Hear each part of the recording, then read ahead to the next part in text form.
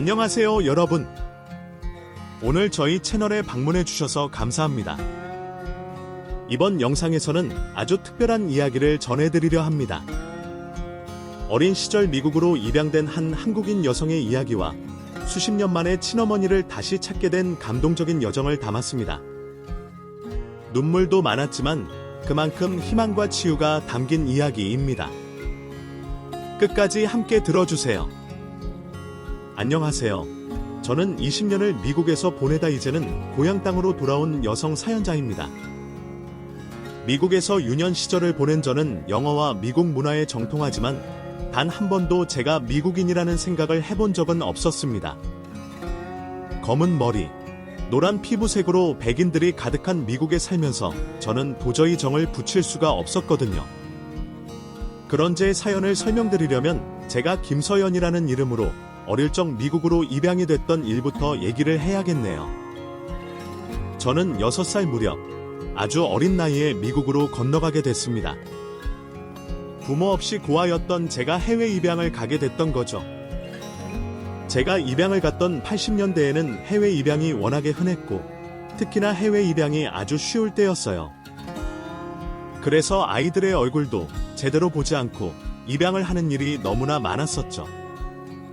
저 또한 그런 아이였습니다. 부모님의 얼굴도 한 번 본 적 없이 수많은 아이들과 함께 비행기에 실려 미국 땅에 떨어졌고 어느 날 갑자기 파란 눈의 양부모님이 생기게 됐어요. 너무 어릴 때라 그런지 그 시절 기억이 거의 없는 저였지만 그날의 기억은 아주 생생합니다. 나와는 생김새도 다르고 말 한마디 통하지 않는 어른들의 품에 안긴 것은 공포였다. 기쁨보다는 낯선 사람들의 손길에 얼어버린 두려움이 더 컸었고 그래서인지 저는 빨리 적응을 하지 못했습니다. 그래도 한 해, 두 해 지나면서 귀가 트이고 말은 알아듣게 됐지만 그럼에도 양부모님은 제게 늘 낯선 사람들이었어요. 백인 커플이었던 양부모님은 저 말고도 다른 나라의 입양 아들을 여럿 입양한 사람들이었습니다. 고아들을 걷어 키우니 좋은 일을 한다며 주변에서는 두 사람을 좋은 사람이라 생각했지만 정작 아이들은 큰 보살핌을 받지 못했어요. 아이들은 여럿인데 챙길 생각이 없어서 아이들은 방치돼 자라야만 했죠. 그나마 나이 많은 아이들이 어린 아이들을 먹이고 시킨 덕에 사람 구실은 하고 살 수 있었지만 보통 사람들이 생각하는 화목하고 은혜로운 입양 가정의 그림은 아니었습니다. 제대로 돌보지도 않을 거면 애초에 왜 아이들을 입양했는지 모르겠지만 그 사람들은 절대로 좋은 양부모가 아니었어요. 그렇다 보니 저는 낯선 땅에서 더더욱 적응을 하지 못했고 힘든 시간을 보낼 수밖에 없었습니다. 그러다 결국 두 사람이 이혼을 하게 되면서 양쪽 다 아이들의 양육권을 맡지 않겠다고 하는 바람에 입양됐던 저희는 뿔뿔이 흩어지게 됐습니다. 그렇게 저는 위탁가정으로 보내지게 됐고 그곳에서 저 같은 아이들과 같이 자라게 됐죠. 수많은 보호 아동들과 함께 지내게 된 저는 불안정한 위탁가정의 환경과 낯선 학교 생활에 적응을 잘하지 못했습니다.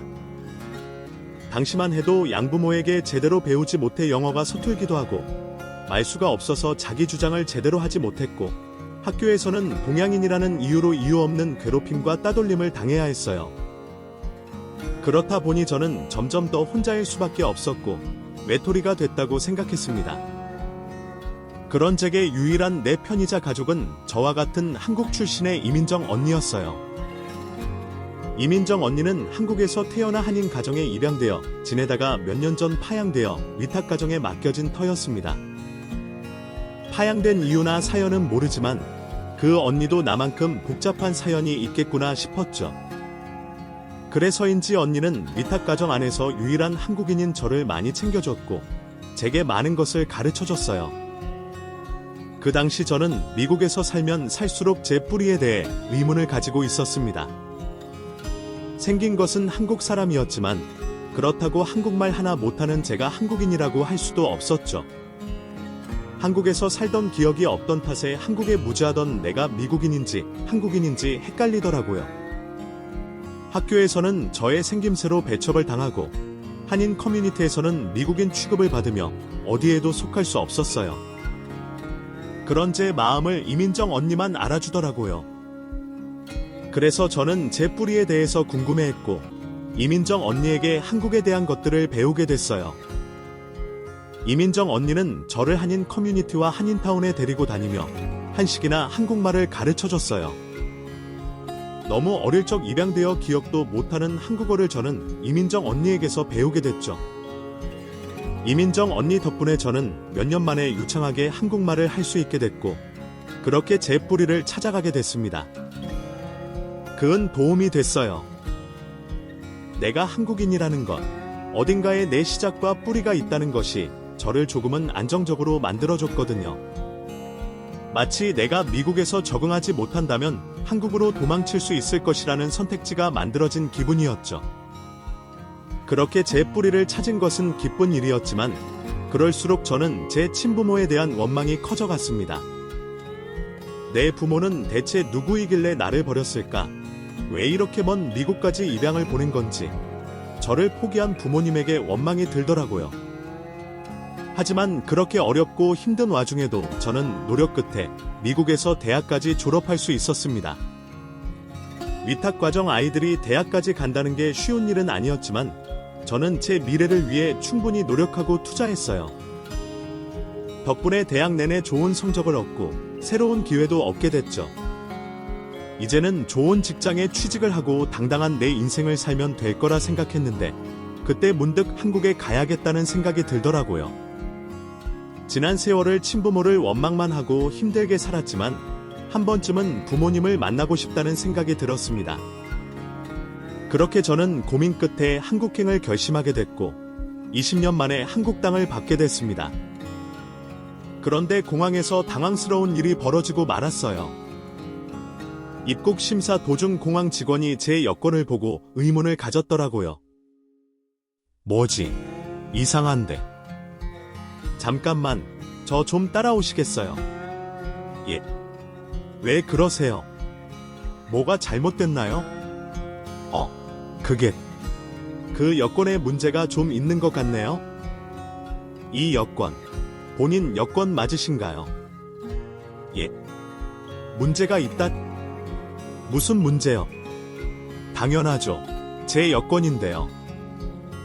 근데 한국 분이신 것 같은데 미국 여권을 갖고 계시네요. 뭐라고요? 이봐요. 당신 지금 그거 인종차별하는 거예요. 동양인은 미국 여권을 가지면 안 되는 법이라도 있어요. 난 한국에서 태어났지만 미국에서 자란 미국 시민입니다. 어릴 적에 입양 가서 미국 시민으로 자랐다고.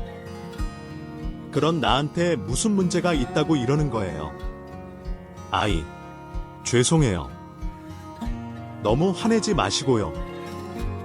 저희 쪽에 문제가 있어서 확인을 좀 해봐야겠어요. 좀 기다려 주시겠어요? 무슨 문제인지 말부터 해줘야죠. 아무 설명도 없이 이렇게 다짜고짜 사람을 데려가는 게 어디 있습니까? 아이, 보안 문제라 자세히 설명해 드릴 수는 없습니다. 잠시 확인만 하면 되는 거니까 흥분하지 마시고 협조 좀 해주시죠. 아이, 저희도 제대로 확인을 해야 하는 문제라서요. 그렇게 이유도 모르고 공항 직원에게 끌려간 저는 그곳에서 한참을 기다려야 했습니다. 여러 번 항의를 해봤지만 그쪽에서는 아직 문제가 해결되지 않았다며 기다려 달라는 말뿐이었어요. 결국 저는 한국에 도착해서 공항 밖으로 나가지도 못한 채 몇 시간을 꼼짝없이 갇혀 있어야 했죠. 다행인지 불행인지 밥은 먹고 오라며 공항 안을 돌아다닐 수 있게 해주더라고요. 어차피 여권이 없으면 나갈 수 없으니 이대로 도망갈 순 없을 거라는 판단이었고 나를 범죄자 취급하는 건지 뭔지 그 상황이 이해되지 않았던 저는 너무 불쾌했습니다. 하지만 한국의 정서와 시스템을 잘 알지 못하는 제가 그 사람들에게 막무가내로 나서기엔 너무 불리한 조건이었어요.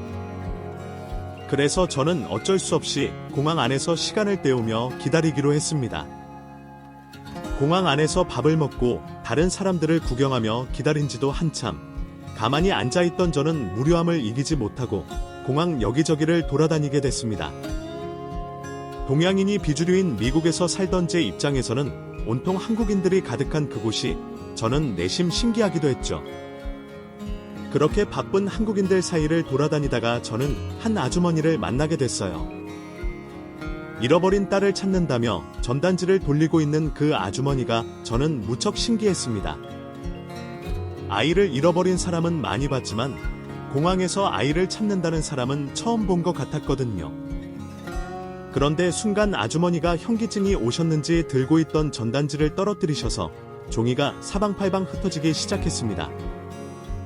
넓은 공항 안에 전단지들이 흩뿌려지다 아주머니는 우왕좌왕하시며 전단지를 줍고 다니셨어요.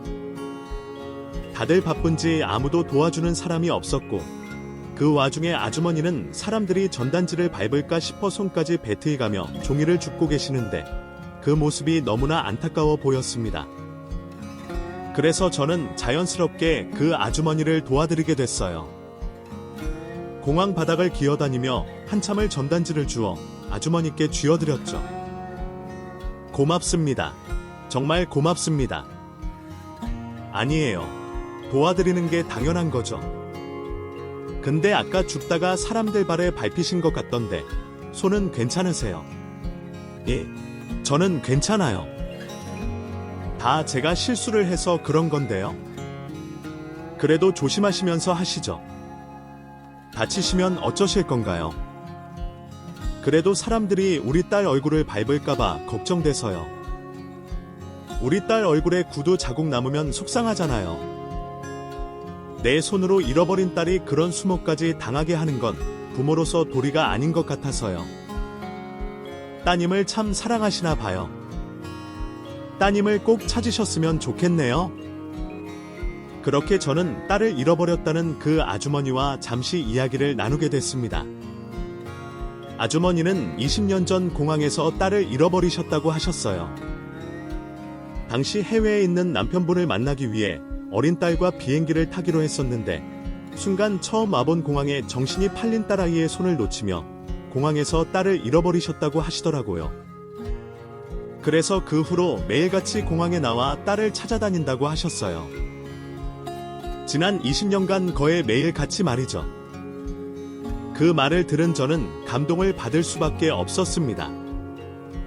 누구는 아이를 미국까지 입양 보내는데 어떤 부모는 자기 자식을 베스트이기 위해 이렇게도 노력하는구나 싶어 부럽더라고요.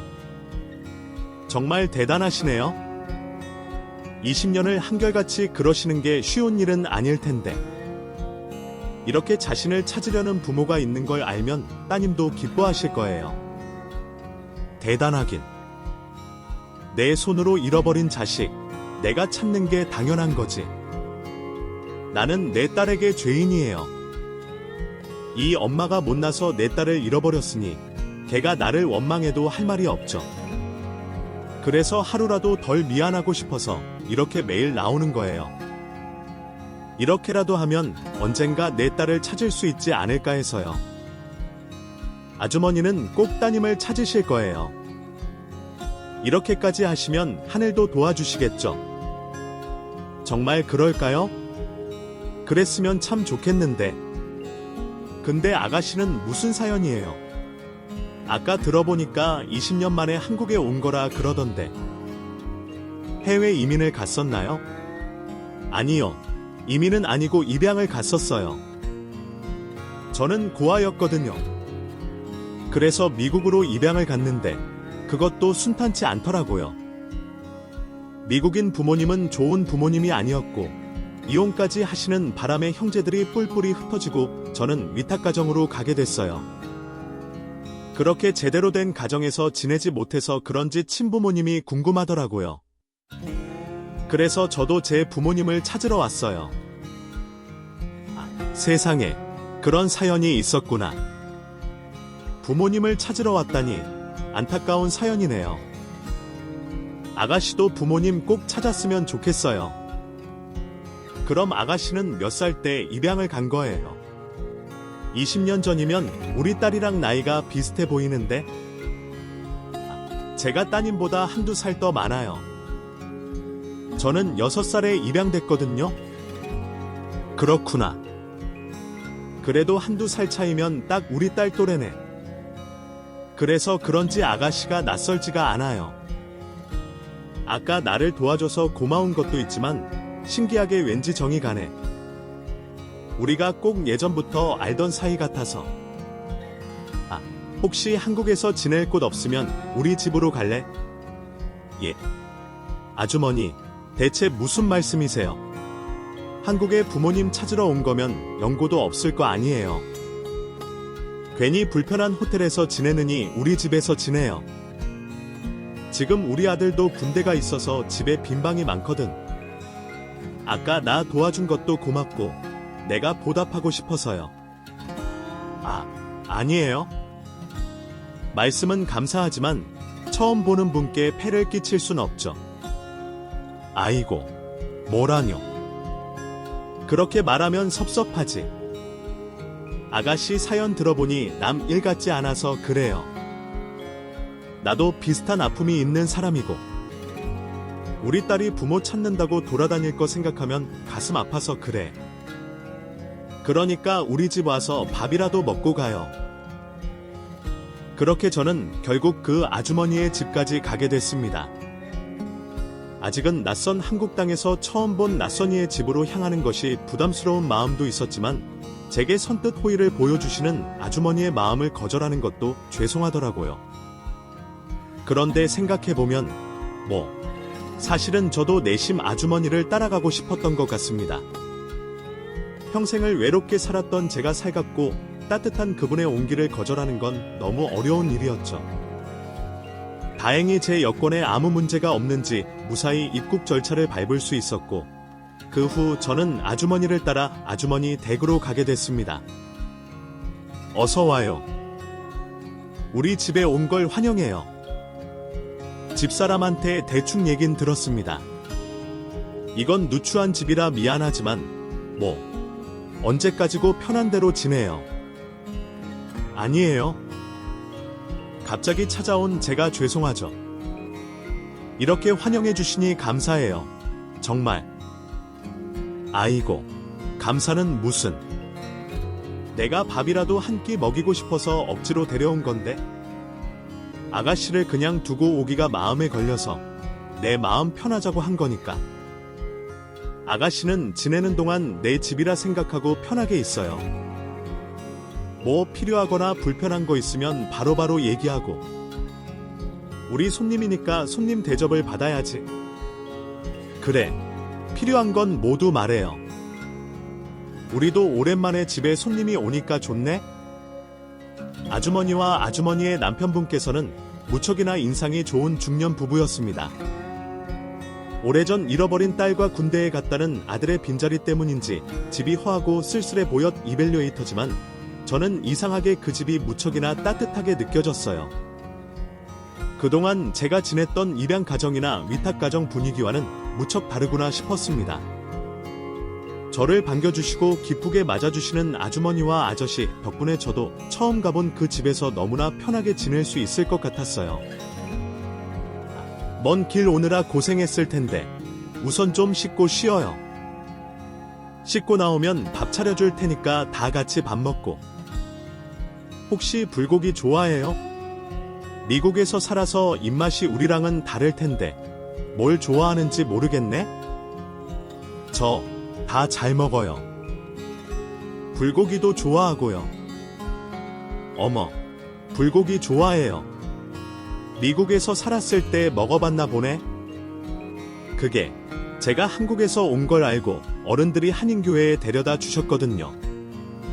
그래서 그때 처음 먹어보고 맛있길래 그 후로도 종종 먹었어요. 한인타운 가도 한국 음식들이 많거든요. 아유, 그랬구나. 그럼 한식도 꽤 잘 먹겠네? 그럼 내가 실력 발휘해볼 테니까 걱정 말아요. 아주머니께서는 제게 뭐라도 해주고 싶어 하시는 것 같았어요. 아마도 그건 자신이 잃어버린 딸이 어딘가에서 그렇게 환대받기를 바라시는 마음이 아니었을까 싶었습니다. 그래서 저는 그 마음이 참 감사했어요. 어쩌다 이렇게 좋은 분들이 그런 가슴 아픈 일을 당하셨는지 안타까울 따름이었죠. 하긴, 저도 친부모에게 버려져서 멀리 타국으로 입양 갔다가 이제서야 부모 찾겠다고 돌아왔으니 제가 그분들 사연을 안타까워할 형편은 아니지만요. 그렇게 아주머니가 식사 준비를 해주시는 동안 저는 샤워를 하기로 했습니다. 남의 집에서 너무 편한 게 아닌가 싶기도 했지만 오랜 비행으로 피곤했던 데다가 공항에서 발이 묶여 한참 동안 씻지 못하고 구른 탓에 더 이상 버틸 수가 없었거든요. 당장이라도 씻고 싶다 싶었던 탓에 저는 제게 욕실을 내어주시는 아주머니에게 감사할 수밖에 없었죠. 손님인 저 대신 욕조를 씻어 물을 받아주시는 아주머니의 행동에서도 따뜻함이 느껴졌습니다. 뜨끈한 물에 몸 좀 풀어요. 이렇게 푹 담그고 나오면 피로도 좀 가실 거야. 어디 보자. 이 정도면 너무 뜨겁지 않을 것 같은데.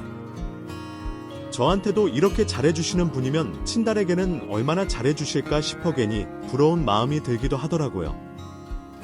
자식 잃어버리고 고통받으시는 분을 두고 그런 생각을 하는 게 철없다 싶지만 저는 아주머니를 보며 자꾸만 이런 분이 제 부모님이라면 얼마나 좋을까 싶은 생각이 들었습니다. 설마 나를 버린 내 부모가 이렇게 좋은 사람들일 리 없다는 생각을 하면서도 그래도 이분들이 내 부모님이라면 얼마나 행복할까 싶더라고요. 그래서 저는 알지도 못하는 그 잃어버린 따님이 부러웠어요. 그리고 한편으로는 이런 분들의 사랑을 누리지 못하고 소식을 모르는 그 따님이 너무나 안타까웠습니다. 그렇게 욕조에서 한참 동안 별별 생각을 다 하던 저는 식사 시간을 알리는 아주머니의 노크 소리에 조용히 나와야 했어요. 밥 다 됐는데 이제 나올래요? 네, 금방 나갈게요. 서두르지 말고 천천히 나와요. 서두르다가 미끄러질라. 아이고, 다 큰 처자한테 내가 너무 오지랖던 것 같네. 근데 이해해줘요. 내 눈엔 아가씨가 꼭 우리 딸 같아서. 그래서 그런지 자꾸만 신경이 쓰이고 걱정되네. 아니에요. 괜찮아요. 저도 아주머니가 저 걱정해 주시는 게 좋은 거려. 제 사정이 그렇다 보니 그동안 누구한테 이런 관심 받아본 적이 없어서요. 아이고, 뭐, 짠해잖아. 이렇게 예쁜 딸내미가 어쩌다 그랬을까? 그럼 우리 집에 있는 동안만이라도 집에 왔구나 생각하고 있어. 아니에요. 지금도 충분히 편한 거려. 저한테 너무 신경 써주셔서 오히려 제가 죄송해요. 아니야, 죄송할 게 뭐 있어. 난 아가씨가 정말 좋아서 그래요. 오히려 내가 해주고 싶어서 해주는 건데. 아가씨 말처럼 나도 우리 딸이 살아 돌아온 것 같아서 기분이 좋네? 어쩌면 내가 이러는 게 아가씨한테 민폐가 아닌지 몰라. 아니요. 저 정말 괜찮아요. 그러니까 편하게 대해주세요. 저도 잠시나마 부모님적 느낄 수 있어서 좋은 거려. 그렇게 생각해주면 정말 고맙지만 그럼 이 아줌마가 욕심 좀 부려도 될까? 그럼 우리 집에 있는 동안 아가씨가 우리 딸 해줘요. 어쩌다 이렇게 좋은 분들을 만나서 이런 귀한 대접을 받을 수 있는지 저는 놀랍고 감사하기만 했습니다. 불과 몇 시간 전 공항에서만 하더라도 20년 만에 돌아온 고향 땅에서 이방인 취급을 받고 괜한 오해를 사서 짜증스럽다 생각했는데 그 덕분에 이런 좋은 인연을 만나게 된 것이 참 다행스럽게 느껴졌어요. 불행이라 생각했던 일이 행운이 됐으니 말입니다. 그렇게 저를 딸처럼 귀하게 대접해주시는 아주머니께서 저를 위해 진수성찬을 차려주셨습니다. 한인타운에서도 먹어본 적 없던 가득한 반찬들이 상 위에 가득 차려져 있더라고요. 급하게 준비한다고 별로 차린 게 없네? 입에 맞을지 모르겠지만 마음껏 들어요. 아니에요. 정말 많은 거려. 어떻게 이렇게 많은 음식을 혼자 다 하셨어요? 전 도와드린 것도 없는데 얻어먹기만 해도 될지 모르겠네요. 아유, 뭐 어려울 것도 없었는데. 그냥 집에 있던 반찬 몇 개랑 요리 몇 개 한 것뿐이에요. 먹을 건 영 없어. 아들이 군대 간 뒤로는 우리 둘이 지내느라 변변찮게 해먹는 게 없어서. 아무튼 마음껏 들어요. 정말 감사합니다. 음식이 하나같이 다 맛있어요. 그동안 제가 먹었던 한식은 비교도 안 되네요. 진짜 맛있어요. 아주머니께서는 준비하느라 차린 게 없다며 민망스러워 하셨지만 식탁 가득 차려진 음식들은 전부 하나같이 정성 들여 준비한 티가 났습니다. 그 음식들은 제가 그동안 먹은 식사들과 전혀 다른 음식들이었다. 따뜻함이 느껴지는데 이런 게 집이구나 싶었죠. 가끔 한국 드라마에서 부모님이 차려주신 집밥을 먹고 추억을 떠올리고 향수를 느끼는 걸 보며 이 집밥이라는 게 어떤 의미일지 늘 궁금했었거든요. 고아로 자라며 그런 추억이 없던 제게 아주머니의 음식들은 맛있는 밥 이상의 의미가 됐습니다. 그래서 순간 눈물이 날 것 같은 기분을 겨우겨우 참아낼 수밖에 없었죠. 아주머니도 잃어버린 딸을 그리워하는 마음처럼 제게 마음이 가시는 듯 제가 지내는 동안 무척이나 잘해주셨습니다. 그렇게 그 집에서 지내는 동안 아주머니와 아저씨의 극진한 관심을 한몸에 받으며 저는 점점 더 그 집 식구가 되고 싶다는 생각을 할 수밖에 없었어요. 내 욕심이고 말도 안 되는 일이라 생각하면서도 내가 정말 이 집 딸이면 얼마나 좋을까 하는 생각을 자꾸만 하게 되더라고요. 그렇게 제가 며칠간 아주머니 댁에서 지내던 어느 날이었습니다. 아줌마, 오늘 설거지 제가 할게요. 저 주세요. 아유, 무슨 소리야. 손님이 설거지를 왜 해? 이건 내가 하면 되니까 서연이 너는 가서 쉬고 있어. 아참, 아줌마가 과일 먼저 깎아줄. 앉아서 먹고 있을래? 아니요. 과일은 설거지 다 하고 같이 먹어요. 그리고 이제 설거지 제가 할게요. 그동안 아무것도 안 하고 얻어먹는 게 죄송해서 그래요. 아유, 죄송이라. 서연이 너는 매번 미안한 것만 그렇게 말하니. 아줌마가 해주고 싶어서 그러는 건데. 우리 집에 있는 동안은 내 딸 하기로 했잖니? 자식한테 일 시키고 싶은 엄마가 어디 있겠어? 안 그래요? 그럼 아줌마도 너무 하시는 거네요. 부모님한테 받기만 하려는 자식이 또 어디 있겠어요? 딸들이 다 하고 그러는 거 아니에요. 아줌마가 저한테 일 안 시키시는 게 제가 손님이라서 그런 것 같아서 섭섭해요. 전 그냥 돕고 싶어서 그러는 거예요. 그렇게 하는 게 제 마음도 편하고요.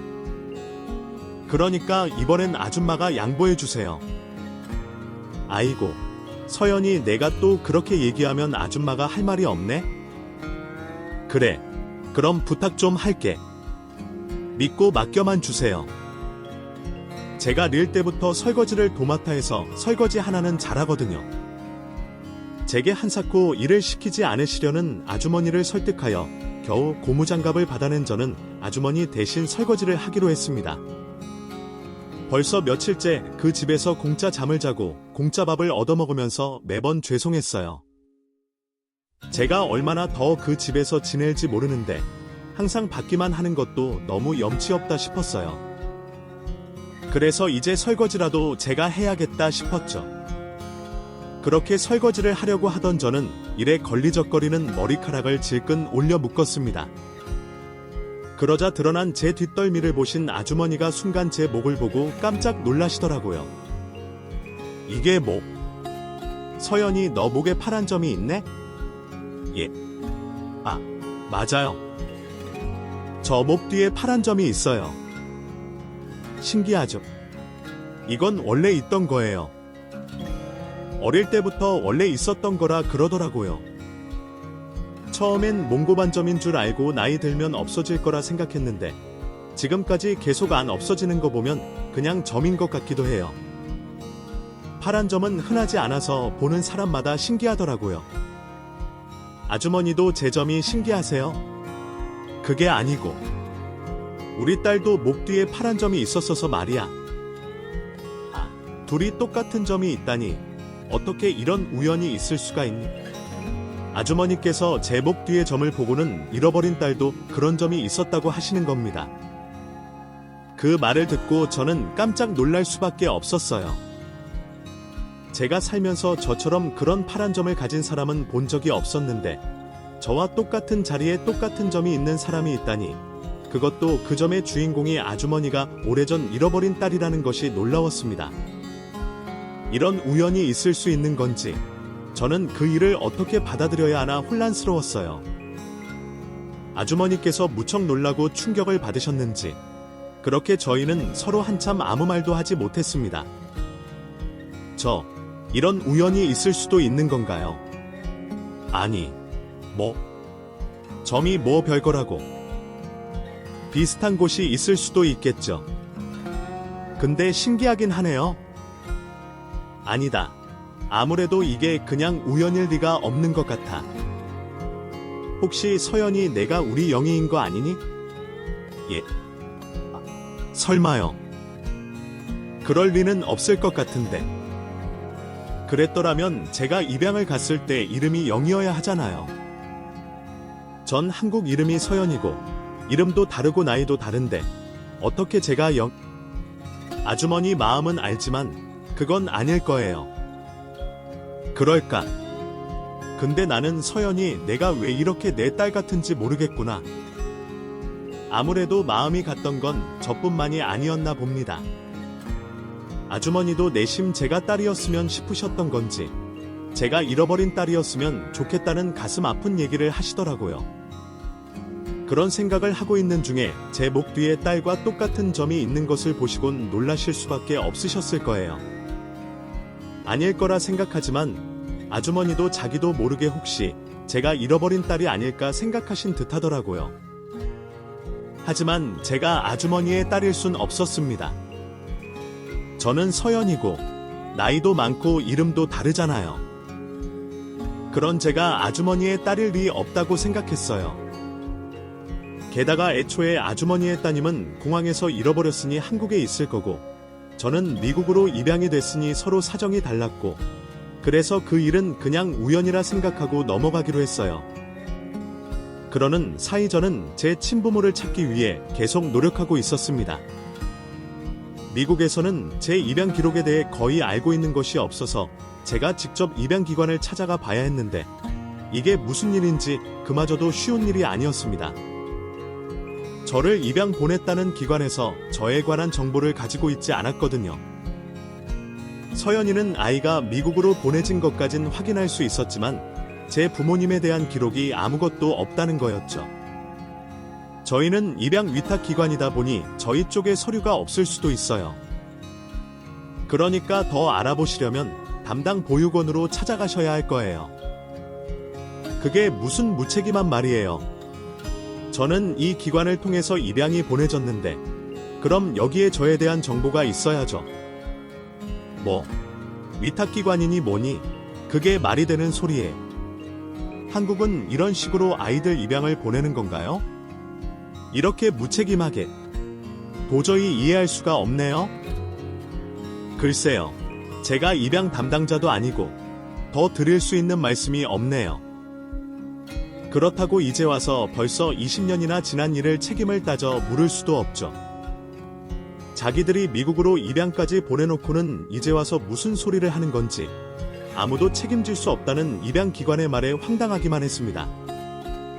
이 사람의 인생이 달린 일에 이렇게 성의가 없을 수 있는지 정말 어이없고 화가 났지만 거기서 제가 따져봐야 얻을 수 있는 건 아무것도 없었어요.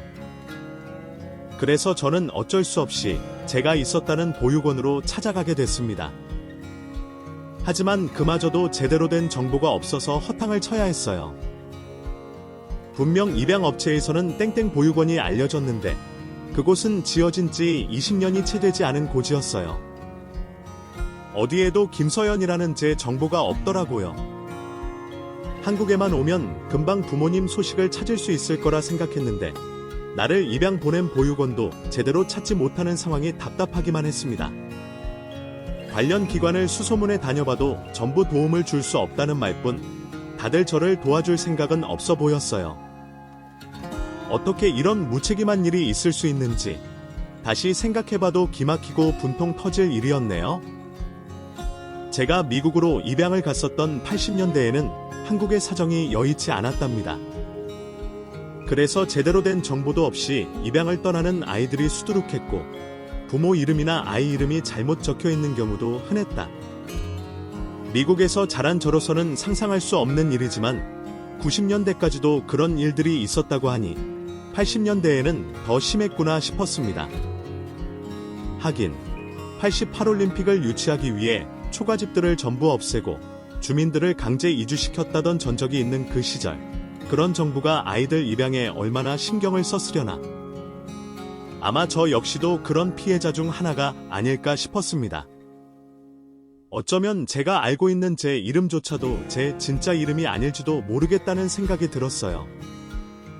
그럼 나는 이름도 제대로 알지 못하고 내 부모를 찾으려고 하는 건데 그게 가능할 리가 없다 싶었죠. 그래서 저는 제가 직접 친부모를 찾는 것을 포기하기로 했습니다. 언제까지 한국에서 지낼 수도 없는데 의미 없는 일로 시간을 낭비할 순 없었거든요. 그래서 어쩔 수 없이 부모 쪽에서 제 소식을 알 수 있도록 제 DNA를 남겨두기로 했습니다.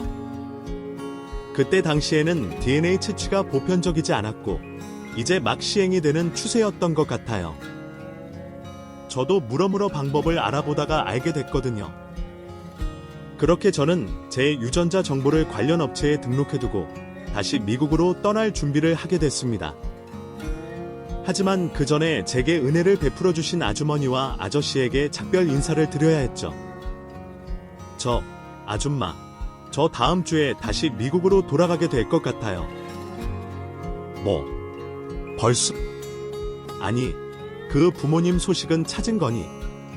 계속 고생한다 그러더니 벌써 미국으로 가는 거야. 그게 제가 한국에 더 있어 봐야 별 도움이 될 것 같지 않았어요. 입양기관에서 저를 도와줄 수 있는 게 아무것도 없다더라. 심지어 제 이름이나 나이조차도 확실하지 않죠. 나라에서 입양을 보내놓고 어떻게 이런 일이 있는지 정말 충격적이었어요. 그게 무슨 말이야? 서연이 내 한국 이름이 서연이가 아닐 수도 있다는 말이니? 네, 물론 그것도 확실한 건 아니지만 그럴 수도 있다고 하더라고요. 지금 저에 관한 입양 관련 서류를 찾을 수 없는 상황이래요. 제가 입양 가기 전까지 지내고 있던 보육원도 못 찾았고요. 뭐, 이런 일이 있나 싶지만 80년대 이런 일이 종종 있었다고 하더라고요. 그때 워낙 해외 입양을 많이 보내서 아이들 정보가 잘못되는 일이 비일비재했다는 거예요. 저도 그런 경우라고 아주 확신할 순 없지만 제가 그런 상황이 아니라고도 할 수도 없으니까요. 아무튼 그래서 제가 한국에 있어봐야 더 소용없을 것 같아요. 뭐, 언제까지 여기서 신세질 수도 없고. 그래서 이제 떠나려고요. 우린 언제까지고 있어도 괜찮은데. 그렇게 서두르지 않아도 되는데. 아니에요. 저도 다시 제 삶을 찾아야죠. 한국에 계속 있다고 부모님을 찾을 수 있으리라는 보장도 없고 마냥 기다리기만 하는 게 바보 같기도 해서요. 대신 그래도 혹시 제 부모님이 저를 찾을 수도 있지 않을까 해서 DNA를 남겨두기로 했어요. DNA. 그걸 남기면 가족을 찾을 수 있는 거니? 그렇다네요. 유전자 검사로 가족을 찾아준다고 해요. 그러고 보니 아주머니도 하시면 좋겠네요. 아주머니도 이참에 DNA 남겨보세요. 아주머니 따님도 가족들을 찾고 있을지 모르잖아요. 저는 아주머니에게 제 사정을 말씀드리며 아주머니도 DNA를 남겨드리시라 권해드렸습니다. 아니나 다를까 아주머니는 그런 게 있는 줄도 몰랐다며 제게 고마워하시더라고요. 다음 날 저는 아주머니를 모시고 같이 가서 DNA 채취를 도와드렸고 저는 이제 제 할 일은 끝난 것 같다며 미국으로 돌아갈 짐을 싸고 있었습니다. 그런데 며칠 후 저는 깜짝 놀랄 만한 소식을 들을 수 있었어요. 기관에서 제 DNA와 일치하는 누군가가 나타났다는 이야기를 전해줬거든요. 가족을 다시 찾더라도 한참은 걸릴 거라 생각했는데 말이에요. 그런데 아주머니도 제게 놀랄 이야기를 해주셨습니다. 서연아, 나 방금 그 기관에서 전화를 받았는데 우리 유전자와 동일한 사람이 있다 그러는구나. 그래서 지금 바로 오라 그러더라. 아이, 세상에, 이게 정말 꿈은 아니겠지. 이제 정말 우리 딸을 찾을 수 있는 거야. 정말이에요. 정말 잘 됐어요. 아주머니, 꼭 따님 찾으실 거예요. 제가 다 기쁘네요. 근데 저도 좋은 소식이 있어요. 저한테도 연락이 왔거든요. 잃지 않은 사람이 나타났다고.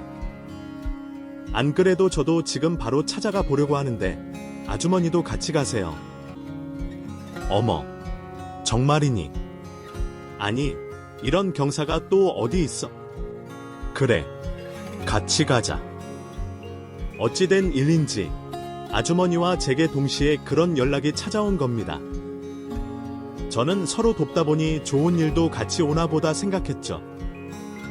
그렇게 아주머니와 같이 담당 기관으로 찾아간 저는 그 자리에서 상상도 못한 기적을 맞게 됐습니다. 어떻게 두 분이 같이 오세요? 저희는 연락받고 왔거든요. 저는 며칠 전에 제 부모님을 찾겠다고 DNA를 남겨뒀고 여기 아주머니께서는 따님을 잃어버리셨어요. 두 분은 서로 아는 사이세요? 얼마 전에 우연히 알게 돼서 제가 아주머니께 신세를 지고 있었어요. DNA 등록도 제가 알려드렸고요. 아이, 세상에, 어떻게 이럴 수가. 아니, 어떻게 두 분이 이런 인연이 있대요? 예. 뭐가요? 저희가 뭐 이상한 인연인가요? 저희가 찾았다던 가족분이 이렇게 두 분이세요? 이 아주머니가 김서연 씨의 DNA와 일치하시는 분이시라고. 아마 정확한 검사를 더 해봐야 확실해지겠지만 서로 부모님과 딸을 찾고 있었던 거라면 지금 정황상 두 분이 모녀가 맞는 것 같네요. 그게 무슨 말이에요? 아주머니가 저희 엄마일 수도 있다고? 아니, 서연이가 우리 영희이라고. 세상에, 어떻게 정말 이런 우연이 있을 수가? 저와 아주머니의 DNA가 일치한다는 담당자의 말에 저는 어안이 벙벙했습니다. 이게 무슨 소리인지 처음엔 이해를 할 수가 없었어요. 아주머니가 제 목 뒤에 점을 보고 혹시나 하셨을 때도 그냥 희한한 우연일 거라 생각하고 말았는데 정말로 아주머니가 제 친어머니일지도 모른다는 말에 갑자기 가슴이 떨리더라고요. 이게 무슨 일인지 몰라도 저는 아주머니가 정말로 제 친어머니라면 좋겠다고 빌었습니다. 그렇게 다시 검사를 하게 됐고 검사 결과는 놀랍게도 친자 관계가 맞았어요. 진짜로 아주머니가 제 어머니가 맞았던 거였죠. 아이, 축하드립니다. 두 분이 친자 관계가 확실해지셨어요. 이분이 잃어버리셨던 딸이 맞습니다. 정말이에요. 정말 이분이 우리 어머니라고. 영은아, 너 정말 영은이 우리 영은이 맞아? 엄마. 아주머니가 진짜 우리 엄마라고. 어떻게 이런 우연이 있을 수가 있죠? 아이고, 세상에, 내가 내 딸을 코앞에 두고도 몰라봤구나. 내가 너를 앞에 두고도 몰라봤어. 미안하다, 영은아. 미안해. 이 엄마가 너를 잃어버리고 너를 알아보지도 못하고. 나는 정말 엄마 자격도 없는 사람이야. 미안하구나. 엄마, 정말 우리 엄마 맞아요? 엄마, 정말 보고 싶었어요. 난 엄마가 나를 버린 줄만 알고 평생 부모님을 원망하면서 살았는데 이렇게 좋은 분인지도 모르고 원망만 해서 죄송해요. 엄마, 내가 미안하다. 내가 미안해. 다 내 탓이야. 내가 내 손을 놓아선 안 되는 건데. 어린 너를 제대로 챙기지 못해서 내가 생리별 같은 내 자식을 잃어버렸어. 그러고도 내가 너를 알아보지도 못하고. 괜찮아요. 그래도 결국 이렇게 다시 만나게 됐잖아요. 부모님을 못 알아본 건 저도 마찬가지인 거려. 전 이제라도 부모님을 찾은 게 너무 기뻐요. 엄마는 저를 앞에 두고도 자식을 알아보지 못했다며 자책하시지만 저는 되려 부모님께 죄송했습니다. 두 분은 20년을 저를 찾아다니셨는데 저는 그런 줄도 모르고 얼굴도 모르는 채 부모님을 원망만 했었으니까요. 그게 얼마나 철없고 한심한 일이었는지 뒤늦게 후회가 들더라고요. 하지만 이제 그런 후회는 아무 소용없었습니다. 과거에 어찌됐든 저는 결국 부모님을 찾았고 저분들이 내 부모님이었다. 제 소원을 이루었으니 그날 공항에서 발이 묶이고 아주머니를 만났던 것, 어쩌면 이게 다 운명이었는지 모르겠다는 생각을 하게 됐습니다. 서로의 간절함이 기적을 만들어줬던 건지. 그렇게 저희는 20년 만에 눈물의 상봉을 하게 됐습니다. 이미 제가 그 집에서 지내며 한솥밥을 먹는 사이가 됐지만 부모 자식의 연으로 만난 것은 남다른 의미였어요. 그저 따뜻하고 좋은 아주머니, 아저씨에서 엄마, 아빠로 부를 수 있다는 게 정말 꿈같은 일이었죠. 아직은 입에 붙지 않아 낯설은 단어였지만 내게도 엄마, 아빠가 있다는 것만으로 저는 너무나 행복했습니다. 하지만 그렇게 행복을 만끽하는 와중에도 이해되지 않고 의아한 점들이 있었어요. 그건 바로 제 입양 문제였죠. 엄마는 저를 데리고 해외여행을 가시려던 중에 저를 잃어버리신 거라 하셨습니다. 하지만 저는 분명 보육원에서 자란 고아로 해외 입양이 보내지게 됐던 거죠. 심지어 이름도, 나이도 다른 채 말이에요.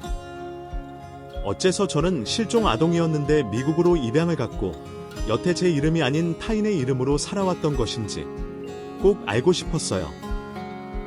어쩌면 그 원인이 저희가 이상 가족이 된 이유일 테니 말이죠. 그렇게 저는 부모님과 함께 저를 입양 보냈던 기관을 다시 찾아가게 됐습니다.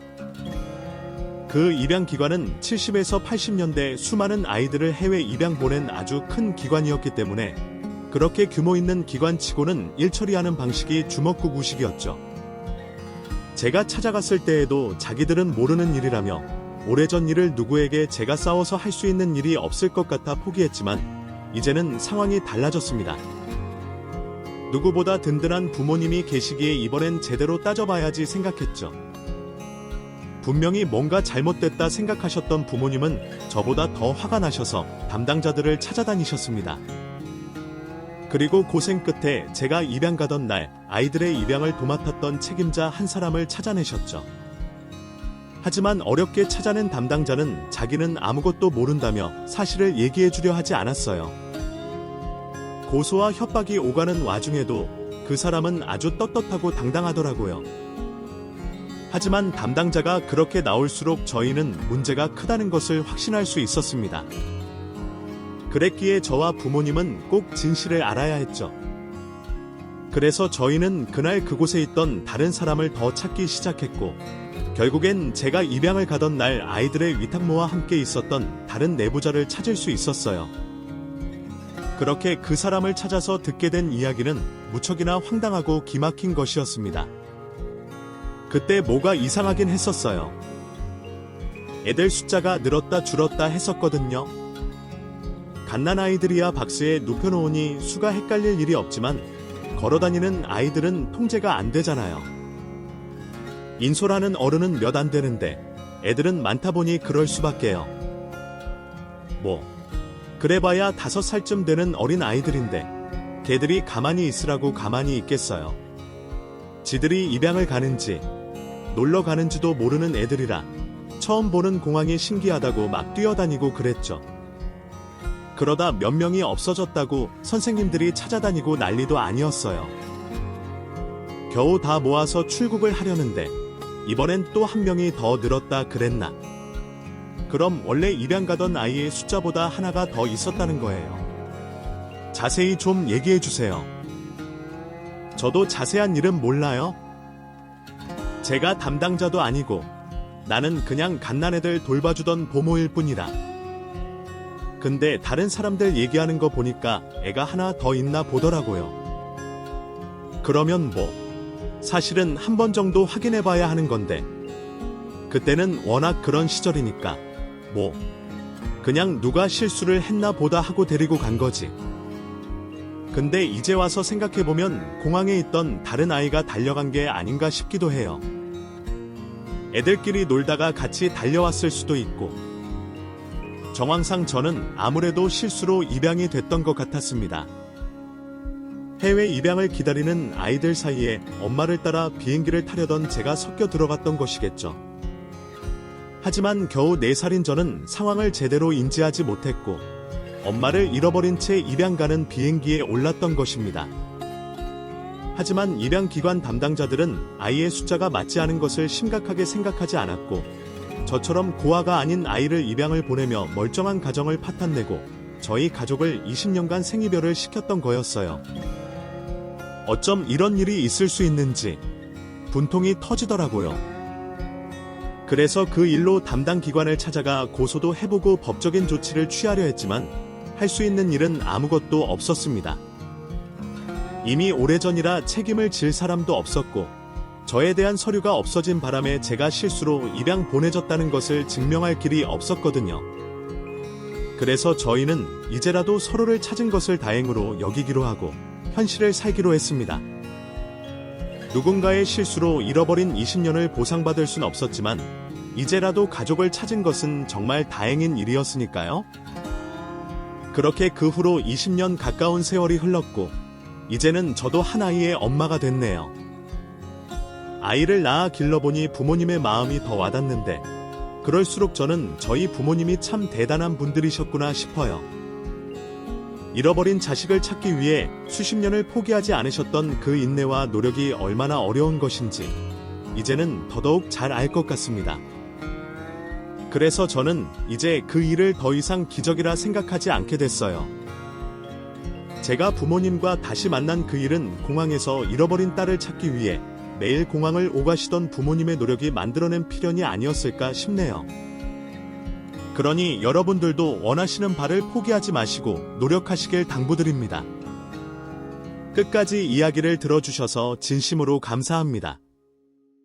이 이야기가 여러분의 마음에 닿았다면 좋아요 버튼을 눌러주시고 소중한 분들과 함께 공유해주세요. 그리고 앞으로도 이런 감동적인 여정을 함께하고 싶으시다면 채널 구독도 잊지 마세요.